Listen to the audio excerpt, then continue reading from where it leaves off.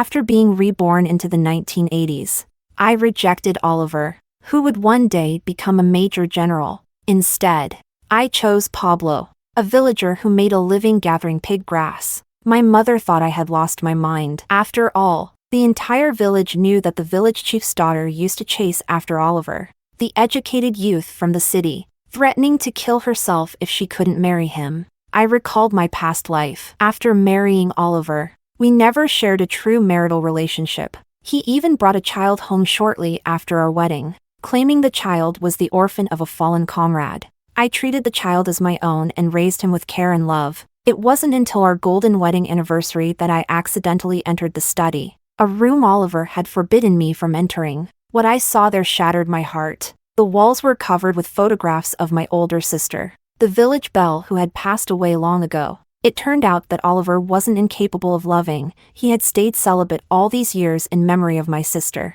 The betrayal and heartbreak overwhelmed me, sending me to the hospital. But it wasn't illness that ended my life. It was the very child I had raised. As he removed my oxygen mask, he sneered. "If it weren't for you, that old hag taking my mother's place, she wouldn't have died as a shadowy, hidden lover." After my death, I watched as Oliver and my sister were buried together as husband and wife. Meanwhile, my ashes were carelessly discarded into a muddy ditch. Reborn into this life, I decided to fulfill their wish. Chapter 1. On the third day after I changed my marriage partner, I ran into Oliver on the ox cart heading to town. The group of educated youths riding with him were full of sneering glee when they saw me. "Oliver, Luna's like your loyal dog. She's sniffed you out and come chasing again. Luna, you're about to have your wedding feast. Yet you're still clinging so tightly, can't even let Oliver come to town without following him?" Oliver's expression darkened when he saw me, his impatience plain to see. "Luna, are you that desperate to get married? Without my consent, you got your family to start preparing for the feast. Now the whole village thinks I'm marrying you. Some uneducated farm girl. You really take the cake." The disdain in his gaze struck me like a blow to the chest. After a long pause, I finally retorted, "I don't need your consent. I'm not marrying you." As soon as the words left my mouth, the entire cart erupted in laughter. The educated youths close to Oliver laughed so hard they were in tears. "Oliver, you'd better comfort your little wife. Otherwise, she'll come up with another way to get your attention." Oliver's frown deepened, his brows knitting tightly. "Luna, have you learned to play hard to get now? If there's a wedding feast happening in the village, who else would you be marrying if not me? And let's not forget, since I came to this village, you've been chasing after me. Who in the village doesn't know you'd rather die than marry anyone else?" Leaning closer, he whispered into my ear, "Stop playing these little tricks. I'll give you some dignity and have a feast in the village with you, but don't expect anything more." His words sent a chill down my spine. Could he have been reborn too? In my previous life, we only held a wedding feast but never officially registered our marriage. Before I could dwell on the thought, my cousin Helen appeared beside the ox cart. When she saw Oliver leaning close to me, tears suddenly streamed down her face. "Oliver, I know you're about to have a feast with Luna. I just came to wish you happiness." With that, she turned and ran off in tears. Oliver shot me a venomous glare before jumping off the cart to chase after her. Chapter 2. As their retreating figures disappeared into the distance, I couldn't help but recall the events of my past life. After Oliver and I held a wedding feast in the village, he used my father's old comrade's recommendation letter to enter the military. With the protection and guidance of my father's comrade, he climbed the ranks step by step. Despite being married, we never had a proper marital relationship. Even the child in our home was an orphan he claimed to have adopted from a comrade who had died in the line of duty. I assumed he had his reasons, so I poured my heart into raising that child. It wasn't until I accidentally entered Oliver's study that I discovered his heart had always belonged to Helen, my cousin. He wasn't incapable of intimacy, he had remained celibate for Helen. When the betrayal sent me into a faint, the child I had raised with love and care pulled the oxygen mask off my face, sneering, "If it weren't for you, that old hag stealing my mom's place, my mom wouldn't have died as a hidden mistress." So, all those years, I had been raising their child. After my death, Oliver and Helen were buried together as husband and wife, while my ashes were carelessly tossed into a muddy ditch. If their love was so steadfast, why did they have to drag me into their mess and ruin my life? Reborn into this life, I resolved to watch them bring about their own destruction. When the two returned, their hands were tightly clasped. Oliver carefully helped Helen onto the ox cart, and only after they sat down did I notice the details. Helen's lips were red and wet, while Oliver had a noticeable red mark on his neck. Everyone on the cart stared at me, waiting for me to make a scene. After all, in my previous life, any time I saw Oliver getting close to another woman, I would throw a tantrum and forbid him from associating with them. Oliver looked at me warily, as if ready for me to lash out at Helen, but as the moments passed and I remained silent, Oliver's expression shifted to one of surprise. Then he let out a cold laugh. Looks like you've finally learned to behave since we're about to get married. At least you're not acting up like before. I ignored him and left the cart as soon as we reached the town. After finishing my shopping and waiting for the ox cart to return, Oliver caught up with me. It's getting dark. Let's head back together, he said, knowing it wasn't safe to travel alone at night. I didn't refuse. When the cart arrived, I tried to sit next to the old driver, but Oliver blocked my way. You can sit up front with the old man, he said before carefully helping Helen onto the cart. Helen chimed in with an apologetic smile. Sorry, Luna. Oliver's just worried about me. It's too cramped if we all sit together. I didn't respond and took my seat on the bumpy front row, as I had originally planned. Throughout the ride, Oliver and Helen's laughter filled the air. As the night grew colder, Helen leaned into Oliver, complaining that she was cold and asking him to warm her hands. They held hands, their bodies moving closer, their breathing growing heavier. Suddenly, Oliver's gaze snapped toward me, as if he had just remembered my presence. When he saw me sitting quietly, not looking back, his expression darkened. Instead of stopping, he raised his voice, teasing Helen even more. When we reached the village, Oliver did something unexpected. He grabbed my hand and stuffed a wildflower into it. All right, stop pretending you don't care, he said condescendingly. Take this flower as my apology gift. If you keep behaving like today, I'll hold the wedding feast with you. At least the village will think you're my wife. I immediately caught the implied meaning behind his words. And outside the village, who will your wife be? Helen? The flash of anger and guilt on his face was quickly replaced by a smug grin, as if he was proud I had figured it out. I knew you were pretending. Fine. Don't tell your parents about this. What Helen and I share is something you wouldn't understand. She's gentle and thoughtful, unlike your loud, pushy self. If you upset her, don't blame me for refusing to show up to the wedding feast. How laughable. He was the one playing both sides, yet he expected me to swallow my grievances in silence. Looking at the wildflower in my hand, I scoffed. He had chased me for so long, but he didn't even remember that I was allergic to pollen. Oh, by the way, lend me 15 yuan. I need to buy some books. I'll pay you back once I get money from home, Oliver said casually. He had said this countless times before, yet he never once paid me back. I sneered, turned, and walked away, leaving Oliver shouting my name angrily behind me. When I got home, the first thing I saw was Helen showing off a new watch on her wrist. I immediately recognized it as one of the expensive items from the department store in town. Luna, look at this watch. It's so expensive, 15 yuan, she said smugly. The watch and her expression pricked at my heart. Seeing my dazed state, she leaned in close and whispered, Did Oliver tell you? He's always loved me,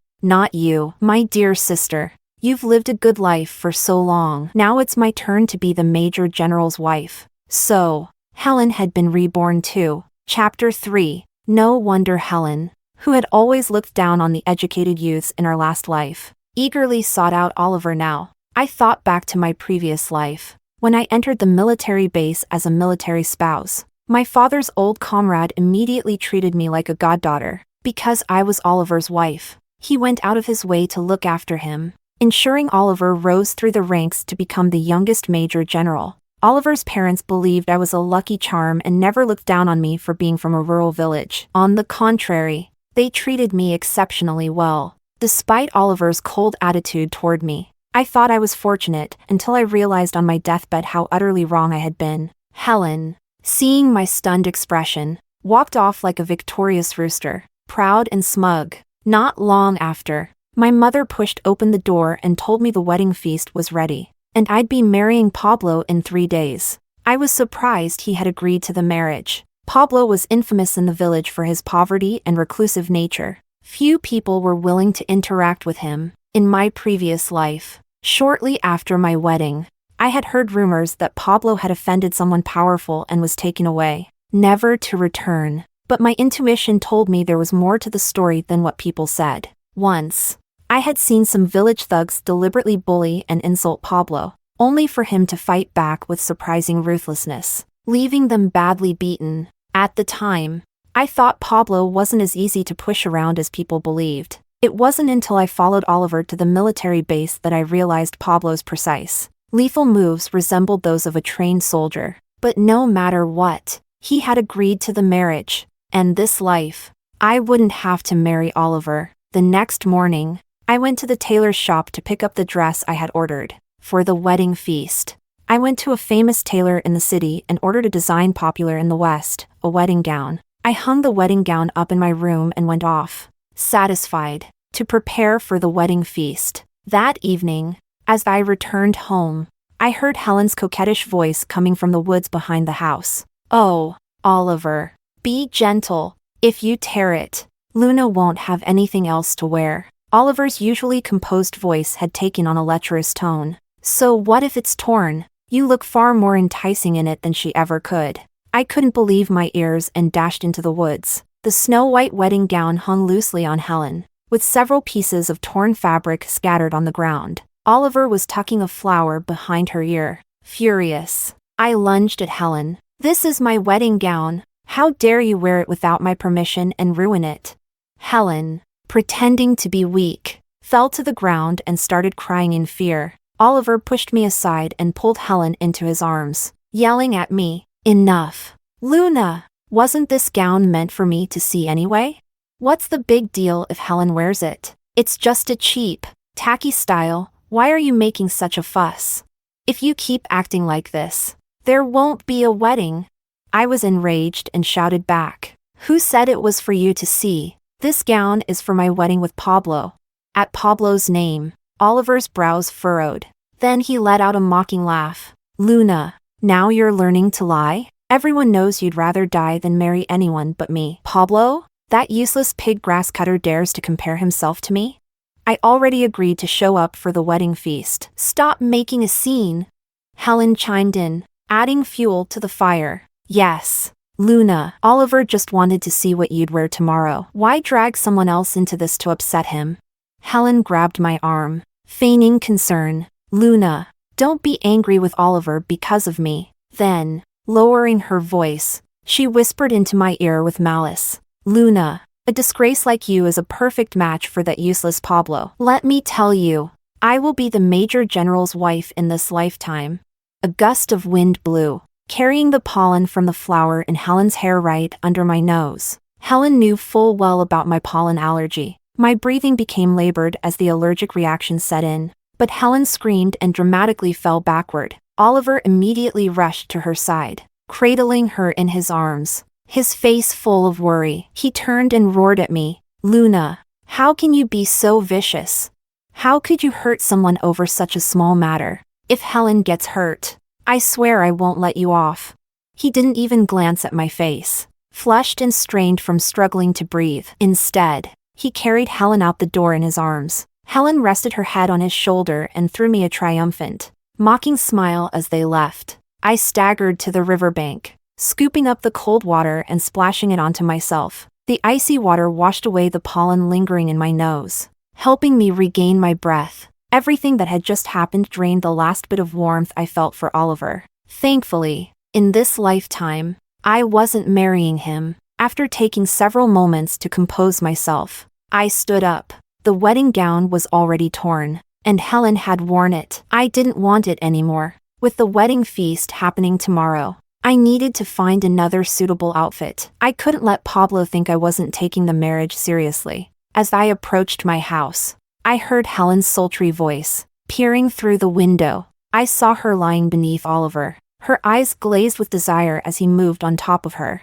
even though I had long known the two of them were involved. Seeing it unfold before me still made my heart tighten for a moment. Oliver turned his head and froze when his eyes unexpectedly met mine through the window. For a split second, panic flashed in his gaze. But in the next moment, he grabbed Helen's chin and kissed her passionately, as if deliberately trying to provoke me. He pressed harder, his movements increasingly forceful, while Helen gasped and moaned. I turned away, uninterested in watching their sordid display. Instead, I decided to head to town to pick up the new wedding gift I had prepared for Pablo. Chapter 4. When I returned to the village, I ran into Oliver just as he was coming out of my house. As he walked up to me, I could still smell the faint scent of indulgence lingering on him. Seeing the watch box in my hand, the guilty look on Oliver's face instantly turned to one of ease. You bought me a watch. Let me see it, he said, reaching out. I dodged his hand and hid the box behind my back. This is for my future husband, not for you. He let out a mocking laugh, brimming with confidence. Who else would you marry if not me? That useless Pablo who only survives by cutting pig grass? Come on, you're just saying all this to get my attention, aren't you? I know you won't marry anyone but me. I've already talked it over with Helen. Here's the plan. I'll hold the wedding feast with you here in the countryside, but I'll go to the city to register the marriage with Helen. And once your father gives me the recommendation letter, I'll join the military and take Helen with me as my military spouse. She'll take care of me personally, which is no small task. Don't feel bad, though. You're used to the rough life here in the village. Your looks and manners can't compare to Helen's. If you went to the military base, people would only look down on you. This is for your own good. Even though I already knew how shameless Oliver was, his brazen words still made my stomach turn. I turned to leave, but he grabbed my arm. I know you're upset today, but tomorrow I'll cooperate with you for the wedding feast, he said. Agreeing to hold the feast here is already giving you enough face. Don't forget about the recommendation letter. Oh, and you should apologize to Helen for making her fall yesterday. Otherwise, don't blame me if I call off the wedding on the spot.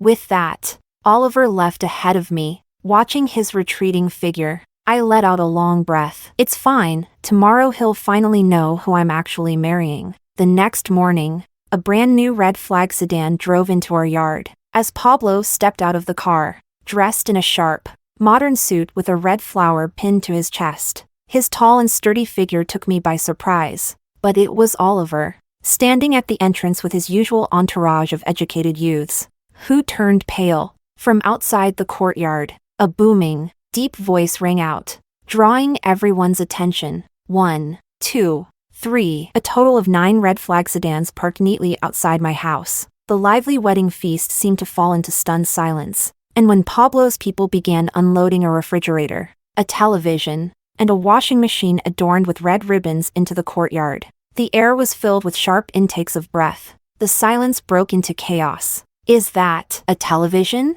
Someone exclaimed. Immediately, someone well-informed began explaining to the crowd. These are the 3 great items for city weddings. In the countryside, the so-called 3 great items for a wedding were still a bicycle, a watch, and a sewing machine. Owning even a bicycle was considered a mark of great wealth. But Pablo's gifts, a refrigerator, a television, and a washing machine, had completely floored everyone. The crowd marveled at the sight of these luxuries, whispering in awe. Only I felt a bit stiff. Wasn't Pablo supposed to be a simple pig grass cutter?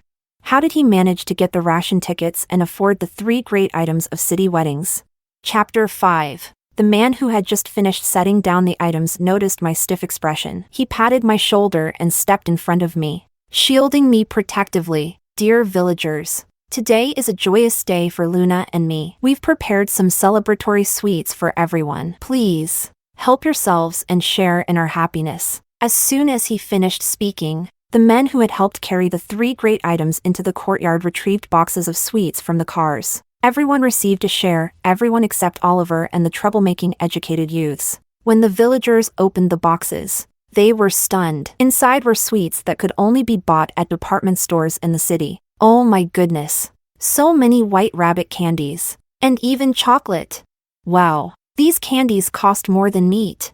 In this era, when people rarely tasted meat except during major holidays, Pablo's lavish generosity made it clear that he was far wealthier than he appeared. Some villagers, ever curious, started hinting at whether Pablo might be involved in some shady business like smuggling. Pablo wasn't offended. He simply smiled faintly and said, "I've been lucky. I did a bit of business in Deep City and made enough to afford a wedding." Hearing him mention Deep City triggered a memory. The future richest man in Deep City was also named Pablo, and he had remained unmarried his entire life, donating his vast fortune to the nation. In this life, I only wanted to avoid any entanglements with Oliver. But in the village, there were only a handful of eligible bachelors, most of whom were educated youths. That's when I thought of Pablo, the man at the edge of the village who cut pig grass, with a let's see what happens attitude.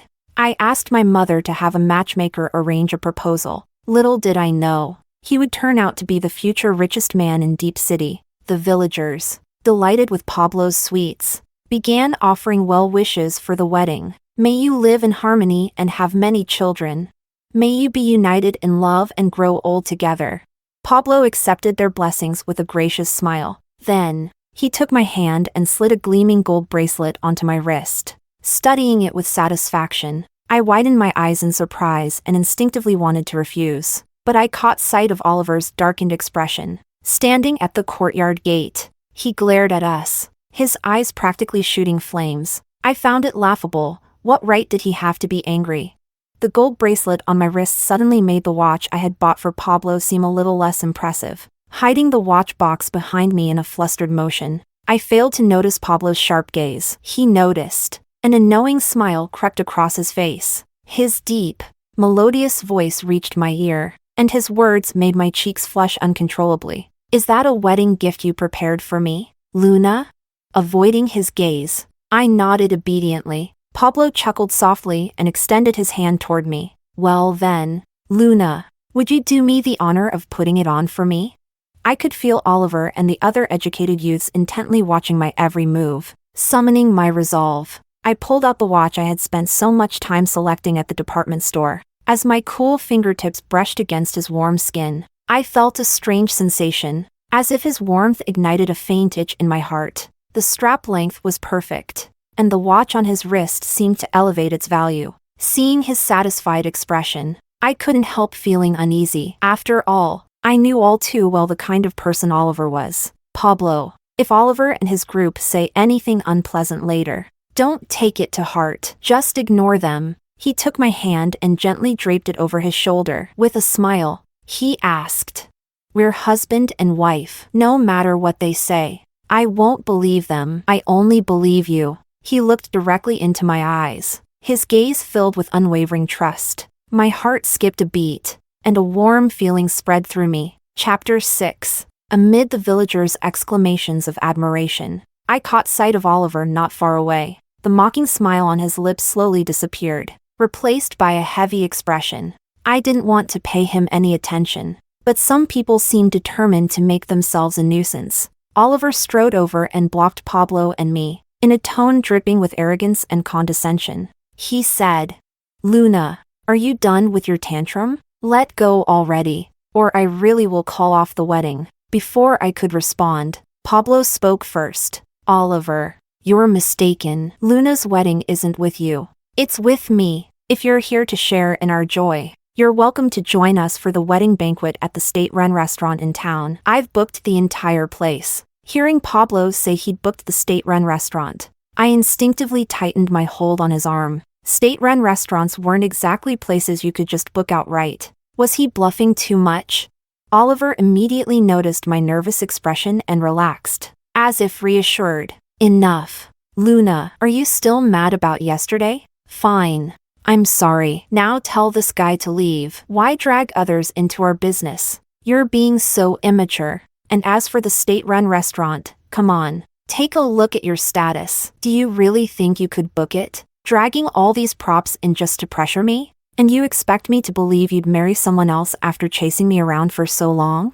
Pablo's polite demeanor shifted, his tone growing firm. "Oliver, I suggest you get one thing straight. Luna is my wife now. Even if she pursued you in the past, That's ancient history. If you try to sow discord between us again, I won't hesitate to have you arrested for harassing a married woman. Oliver's face darkened with fury. Fine. Let's see if you really have what it takes to book the state-run restaurant. He turned to the crowd and called out loudly.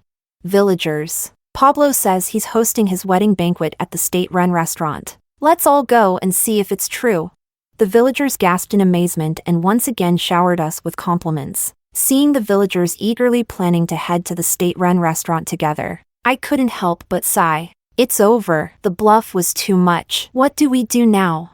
Pablo patted my shoulder reassuringly. It's not a bluff. Don't worry, I've got everything arranged. I looked at him skeptically, but he handed me a bag he was holding. What's this? I opened the bag and froze. Inside was a snow-white wedding dress.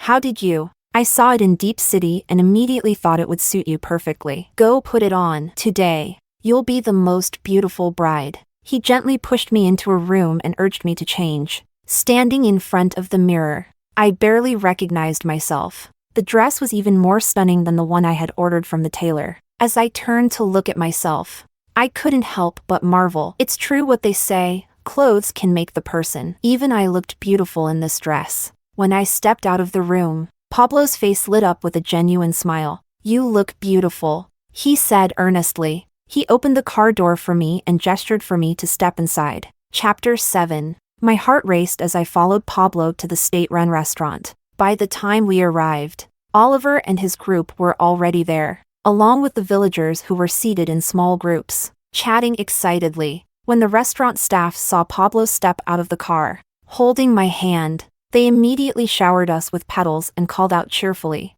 "Congratulations, Mr. Pablo and Miss Luna. Wishing you a happy marriage and a lifetime of joy." As the petals fell around us, I caught a few in my hand and noticed they were made of silk. I looked at Pablo in surprise, and he offered me a knowing, enigmatic smile. I know you're allergic to pollen, so I made sure to instruct them accordingly, he said softly. He led me down the red carpet, accepting blessings from all around. Inside the restaurant, even the flowers in the vases on each table were made of silk. Out of the corner of my eye, I noticed that Oliver's face had turned as dark as storm clouds. Among the guests, my mother was crying tears of joy, while my father, typically stern, wore a rare smile. My mother pulled me into a tight embrace, her voice choked with emotion as she said, "Luna, Pablo is a good man. I wish you a happy marriage and a life filled with love and peace." As I dabbed at my mother's tears with a tissue, a sharp voice shattered the warmth of the moment. "I already agreed to marry Luna," Oliver shouted. "How could you let her marry Pablo without my permission?" My mother, who had been a tearful mess just moments ago, immediately stiffened, her expression turning cold. She had always known about my infatuation with Oliver and was well aware of how he had treated me over the years. "Oliver, you're here for Luna's wedding banquet, aren't you? It's such a joyous occasion, make sure to drink a few more cups of wine," she said icily. Oliver froze, his eyes darting toward my father, seeking his help. "Uncle, you agree with this?" he asked, his voice tinged with desperation. My father, a man of few words, cleared his throat before addressing everyone. "Since we're all gathered here today, I'd like to announce some good news," he began. "One of our village's educated youths, Eric, will soon be joining the military. Let's all wish him well." With that, my father raised his cup and downed its contents in one go, completely ignoring Oliver's devastated expression. Oliver stood there, stunned. Before grabbing my hand, "Your father gave the recommendation letter to someone else? You're actually marrying Pablo? Have you lost your mind?" I pulled my hand away, my face cold. "Oliver, I'm not like you, playing both sides," I replied firmly. "I told you a long time ago that I wouldn't marry you. The man I'm marrying is Pablo. The wedding dress was for him, and the watch was a wedding gift for him. As for the recommendation letter, it was a fair competition. Eric had the highest work points, so wasn't it only right for him to get it?"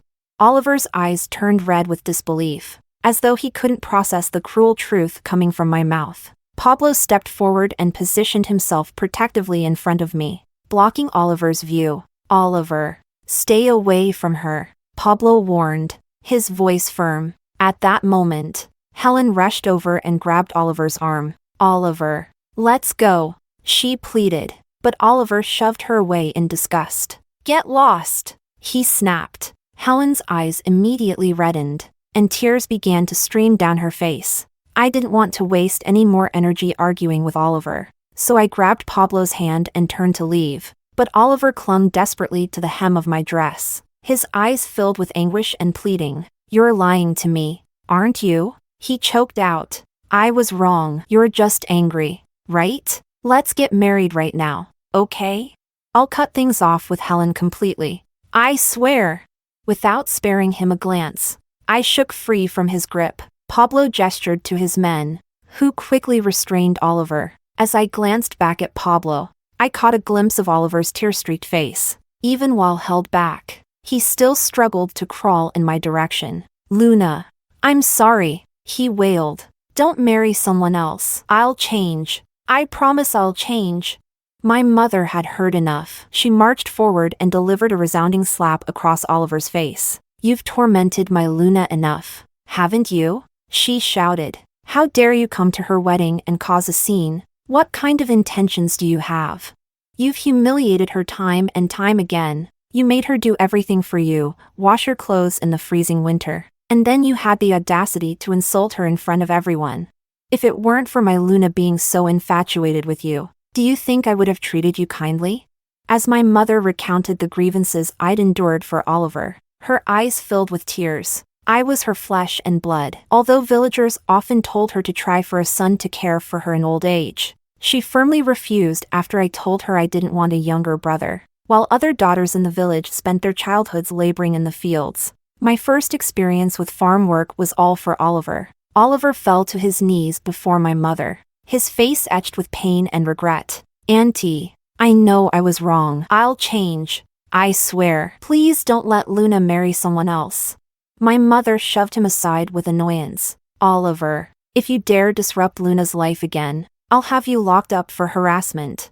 Oliver collapsed weakly onto the ground, ignored by everyone around him. Helen stood frozen, dazed. She couldn't understand why the man who had promised her the world just the night before now seemed obsessed with me. Her gaze turned to me in my elegant wedding dress, standing beside the poised and commanding Pablo. Jealousy and hatred surged within her, consuming her rationality. Suddenly, a fiery rage ignited in her eyes. She grabbed a sickle from a nearby pile of tools and charged straight toward me. Luna, you wretched woman, die. I stood frozen in shock as Helen lunged at me with the sickle. My body refused to move, paralyzed by fear. Just as the blade was about to strike, a figure darted in front of me. Chapter 8. It was Pablo. Blood dripped from his abdomen, pooling rapidly on the ground. Despite his obvious pain, he reached out to gently cover my eyes. Don't look. It's terrifying, he whispered softly. Tears streamed down my face as I frantically called his name, my hands trembling as I tried to press down on his wound to stop the bleeding. The blood wouldn't stop, staining my white dress a deep red. Pablo was quickly carried into a car by his men and rushed to the hospital. I stayed behind to handle the chaos left in Helen's wake. Helen, restrained by the villagers, began laughing maniacally when she saw me. Luna, even if Pablo's rich, he'll be a dead man soon, and you'll become a widow. Ha ha ha. I approached her step by step, gripping her chin firmly as I leaned in close. In a low voice only she could hear, I said, Helen, so what if I become a widow? Wouldn't all of Pablo's money still be mine? But you, I added, casting a glance at her slightly rounded belly. If the police find out that you're an unmarried woman carrying a child, especially one fathered by multiple men, would they drown you in the river, or shoot you outright? Helen's face turned ashen, and her voice trembled as she stammered. How do you know? You've been reborn too. You witch, you planned this. Helen had been adopted by my father after her parents died in a flood, but she had always aimed too high, dreaming of using her beauty to climb the social ladder. In my previous life, Helen met a disgraceful end. Her working-class husband caught her cheating after she gave birth to an illegitimate child and beat her to death. Oliver, somehow discovering the truth, silently took in Helen's child. I had unknowingly raised her son, only to be killed by him in the end. After handing Helen over to the police, I rushed to the hospital to see Pablo. Fortunately, he was out of danger. When he woke up, I expected him to be upset, but instead, he comforted me. Despite being injured in the aftermath of my entanglement with Oliver, he didn't seem to mind. In fact, Pablo became even kinder to me. He bought supplements for my parents and renovated the red brick house we had lived in for decades. But guilt weighed on me heavily. One day, I finally gathered the courage to speak. I don't know why you wanted to marry me, but if you ever find someone you truly love, we can get a divorce. I won't hold you back. Pablo, sipping his tea, choked and coughed violently. How is it that you still haven't recognized me? He asked with an exasperated smile. He knocked on the large thermos beside his bed, waiting for me to catch on. Staring at him in confusion, a long-lost memory suddenly resurfaced. Years ago, during the flood, I helped my parents rescue people. I pulled a skinny boy, barely alive, out of the river. He was nearly hypothermic, and I had given him all the hot water I had left to save his life. At the time, I was too focused on rescuing him to remember his face. So, it was you, I murmured, covering my mouth in shock. Yes, and since you saved my life, I've come to repay you with marriage, he said with a warm smile. Realizing Pablo's feelings for me, our bond only grew stronger. One day, my mother brought chicken soup to the hospital and shared some shocking news. Helen had escaped from prison in the middle of the night and attacked Oliver with a knife. In the struggle, Oliver's once handsome face was permanently scarred, and he sustained a leg injury that left him disabled for life. Helen, on the other hand, was gunned down by pursuing police after being accused of both grievous harm and immoral conduct. Even in her final moments, Helen muttered about being reborn, about becoming the wife of a general, words no one understood. Hearing about their fates, I felt nothing but indifference. Later, the young intellectuals returned to the city en masse, and Oliver disappeared completely. Rumor had it that his parents, ashamed of his disability, forced him to marry a random rural girl, focusing solely on raising their grandson. They ignored Oliver entirely, unable to endure the humiliation. Oliver eventually drowned himself in the same river where my ashes had been scattered in my past life. All the people and events that once chained me had finally come to an end. This time, I would embrace the spring breeze and walk boldly toward a bright and beautiful future.